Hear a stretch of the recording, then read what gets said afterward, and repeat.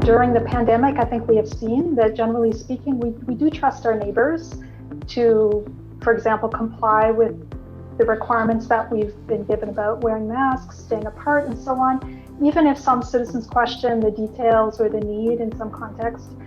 I've been reflecting on one of our colleagues had an experience when his children were outdoors and playing with neighborhood kids a few months ago, and they were violating the lockdown rules in a minor way.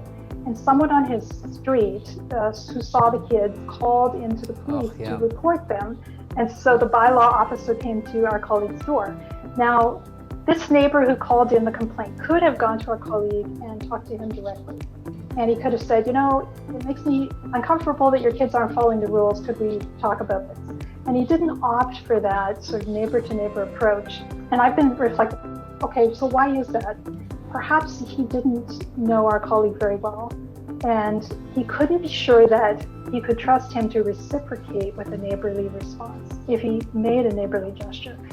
Now, in this case, our colleague is one of the nicest people we know, and I feel pretty sure that the conversation would have gone well. But my point is, we need to remember that trust is a two-way street.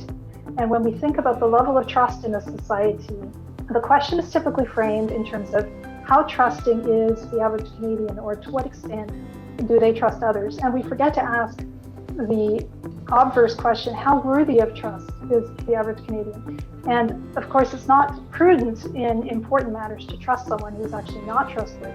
So perhaps this pandemic can help us to reflect on the question of, am I trustworthy?